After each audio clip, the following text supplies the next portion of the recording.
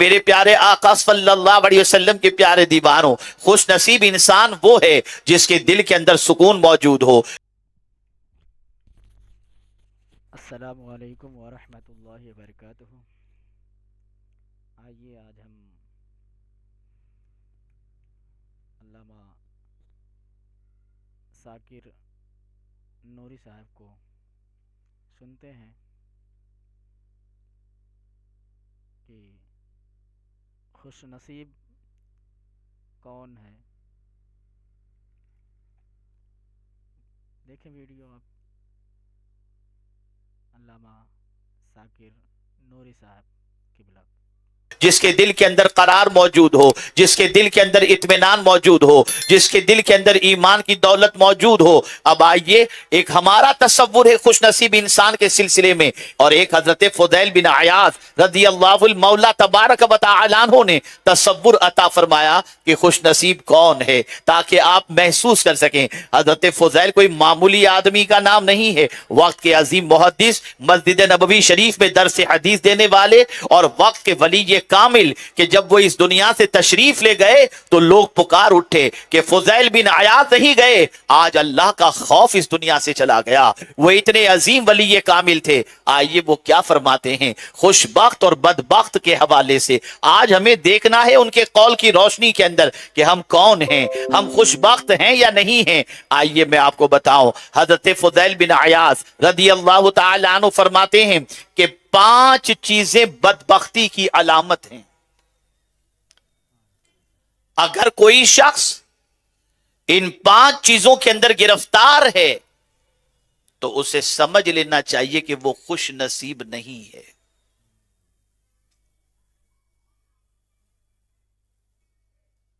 پانچ چیزیں۔ نمبر 1، القسوۃ فی القلب۔ پہلی چیز، دل میں سختی۔ دل اگر سخت ہے، دل پر اللہ اور اس کے رسول جل جلالہ و صلی اللہ علیہ وسلم کے ارشادات کے اثرات نہیں ہوتے، اور اس کے دل کے اندر کسی کے لیے نرم گوشہ نہیں ہے، اگر اس کا دل اتنا سخت ہو گیا کہ پریشان حالوں کو دیکھنے کے بعد بھی اس کے دل کے اندر نرمی پیدا نہیں ہوتی، اور اس کا دل اسی طرح سے سخت ہے، نہ مہربانی کا جذبہ، نہ نرمی کا جذبہ، اور نہ کسی کی پریشانی کو دیکھنے کے بعد اس کے دل کے اندر کوئی محبت کا گوشہ پیدا ہو، اگر یہ کیفیت نہیں، اور دوسرے اینگل سے فرمایا گیا کہ اگر اس کے کانوں تک اللہ عز و جل کا ارشاد پہنچے، اس کے رسول صلی اللہ علیہ وسلم کا ارشاد پہنچے، اور اس کا دل نرم نہ ہو اور ویسا ہی سخت رہے، اس انسان کو سمجھ لینا چاہیے کہ وہ خوش نصیب نہیں ہے۔ القسوۃ فی القلب۔ میرے پیارے آقا صلی اللہ تعالی علیہ وسلم کے پیارے دیوانوں، بعض وہ لوگ ہیں جن کا دل پتھر سے بھی زیادہ سخت ہے، کالحجارۃ او اشد من القسوہ، پتھر سے بھی زیادہ سخت۔ پتھر بھی تھوڑا سا نرم ہوتا ہے، جس کے بارے میں قرآن مقدس میں اللہ عز و جل نے فرمایا بعض پہاڑوں کے پتھر تو ایسے ہیں کہ جب ان کے سامنے اللہ کے خوف کا معاملہ آتا ہے تو وہ وہاں سے گرتے ہوئے نظر آتے ہیں خشیت ربانی کی بنیاد پر۔ اور آپ جو پہاڑوں سے پانی کے چشمے جاری دیکھتے ہیں، یہ پہاڑوں سے نکلنے والا پانی کا چشمہ در حقیقت یہ اس کے آنسو ہوا کرتے ہیں۔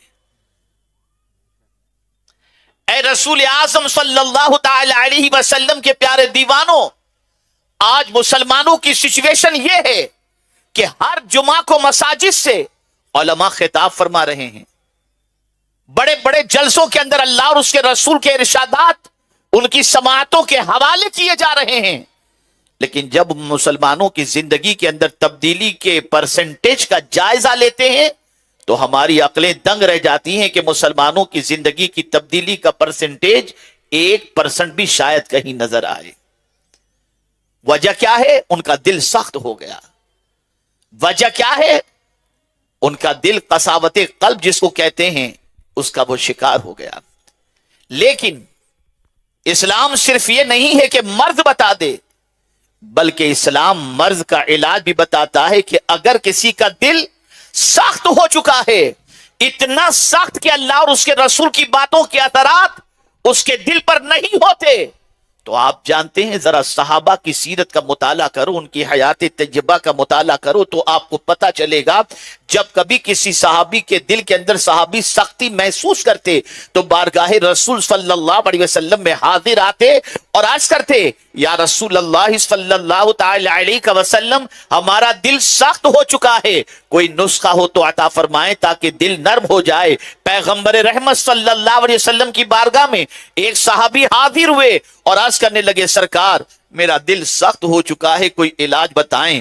تو رحمت عالم صلی اللہ علیہ وسلم نے فرمایا، یتیم کے سر پر اپنا ہاتھ پھیرو، اللہ تمہارے دل کو نرم بنا دے گا. میرے پیارے آقا صلی اللہ علیہ وسلم کے پیارے دیوانوں، جو دل نرم ہوتا ہے وہ اللہ کو بڑا پسند ہوتا ہے. اور میں آپ کو بتاؤں، ایمان ہمارے دل کے اندر زندہ ہے اور ہماری روح زندہ ہے. اس کو بھی پہچاننے کا ایک طریقہ صوفیاء کرام نے بتایا. ارشاد فرماتے ہیں، کسی کا غم اگر تمہاری آنکھوں کو نم کر دے تو سمجھ لینا کہ تمہارا ایمان بھی زندہ ہے اور تمہاری روح بھی زندہ ہے. آج ہماری پوزیشن یہ ہے کہ ہم کسی ایکسیڈنٹ کو دیکھتے ہیں تو ایکسیڈنٹ میں زخمی ہونے والے بندے کی ویڈیو اتارتے ہیں، اسے ہاسپٹل پہنچانے کی تڑپ نہیں ہوتی، جذبہ نہیں ہوتا. اے رسول اعظم صلی اللہ علیہ وسلم کے دیوانوں، دنیا بھر میں ہونے والے مظالم کے واقعات کو دیکھنے کے بعد بھی ہمارے دل میں کوئی نرمی پیدا نہیں ہوتی.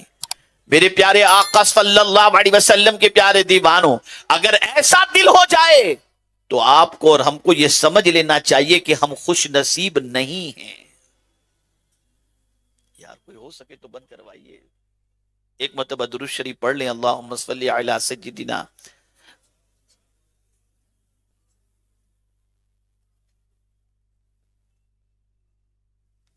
اللہم صلی علی سیدنا و مولانا محمد معدن الجود والکرم و آلہ الکرام و ابنہ الکریم وبارک وسلم صلاة و سلاما علیکہ یا سیدی یا رسول اللہ صلی اللہ تعالی علیہ وسلم. اب قرآن کا فرمان سنیے، جس کا ایسا دل ہو جائے کہ نرم ہوتا ہی نہیں، سخت ہو گیا ہے، اس کے سامنے اللہ کا ذکر کیا جائے، اللہ کے رسول کا ذکر کیا جائے، پھر بھی اس کے دل کے اندر کوئی تبدیلی پیدا نہیں ہوتی اور اس کا دل نرم نہیں ہوتا، تو قرآن ایسے دل والے کے بارے میں کیا کہتا ہے جانتے ہیں؟ فَوَيْلٌ لِّلْقَاسِيَةِ قُلُوبُهُم مِّن ذِكْرِ اللَّهِ. ویل ہے، خرابی ہے اس سخت دل والے کے لیے جو اللہ کے ذکر سے نرم نہیں ہوتا. میرے پیارے آقا صلی اللہ تعالی علیہ وسلم کے پیارے دیوانوں، ویل وہ وادی ہے جس سے جہنم بھی دن کے اندر پناہ مانگتا ہے. میرے پیارے آقا صلی اللہ علیہ وسلم کے پیارے دیوانوں، اس لیے یاد رکھو، سب کچھ ہوتے ہوئے بھی اگر ہمارا دل سخت ہے تو ہمیں ڈرنا چاہیے کہ ہم خوش نصیب ہیں یا نہیں. دوسری بات حضرت فضیل بن عیاض رضی اللہ تعالیٰ عنہ نے فرمائی، جمود العین،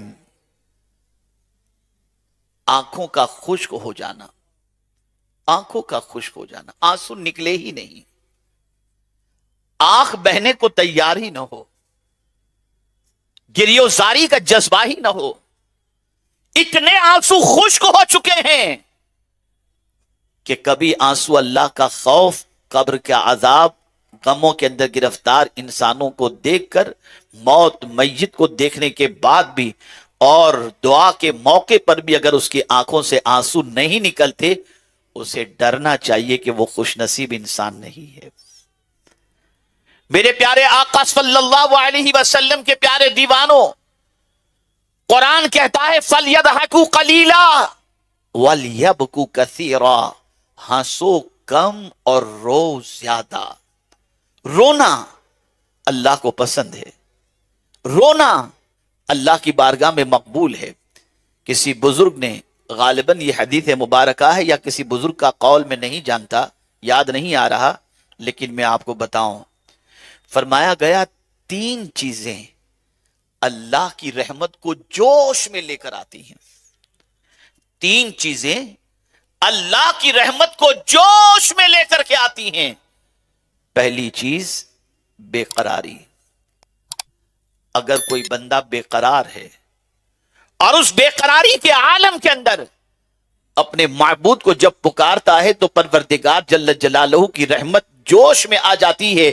جیسا کہ خود قرآن مقدس میں اللہ عز و جل نے ارشاد فرمایا، امن یجیب المضطر اذا دعاہ ویکشف السوء، کون ہے جو بے قرار کی فریاد کو سنتا ہے اور اس کی مصیبتوں کو دور کرتا ہے؟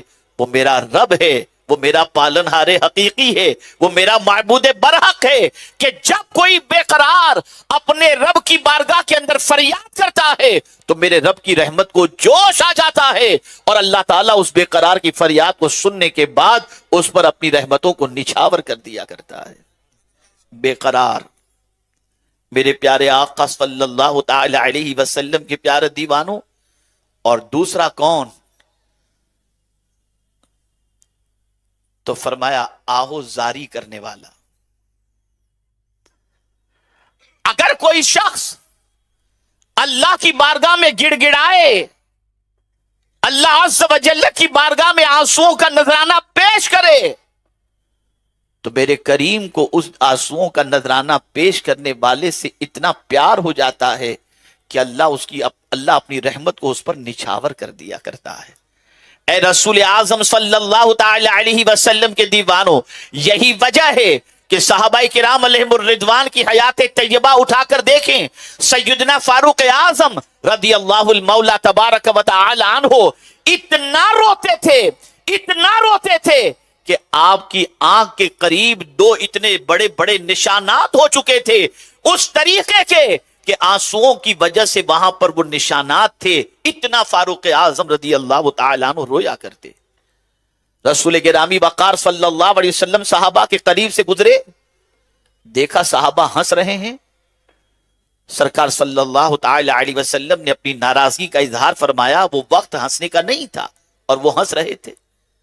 صحابہ پریشان ہوئے سرکار کو ناراض دیکھ کر، عرض کرنے لگے یا رسول اللہ صلی اللہ تعالی علیہ وسلم، آپ کی ناراضگی سے ہم اللہ کی پناہ مانگتے ہیں. سرکار یہ بتائیے کہ ہم سے یہ غلطی تو ہو گئی کہ ہم ہنس رہے ہیں. سرکار صلی اللہ علیہ وسلم نے فرمایا میرے صحابیوں سنو، کیا اللہ عز و جل نے تمہیں اپنے عذاب سے نجات کا پروانہ عطا کر دیا کہ تم اس طرح سے ہنس رہے ہو؟ سرکار کی بارگاہ میں صحابہ عرض کرتے ہیں یا رسول اللہ صلی اللہ تعالی علیہ وسلم، اب اس غلطی کا کفارہ کیا ہے؟ تو میرے آقا صلی اللہ علیہ وسلم نے ارشاد فرمایا جتنا تم ہنسے ہو اس سے زیادہ اللہ کی بارگاہ میں رو، یہی تمہارے اس ہنسنے کا کفارہ ہے.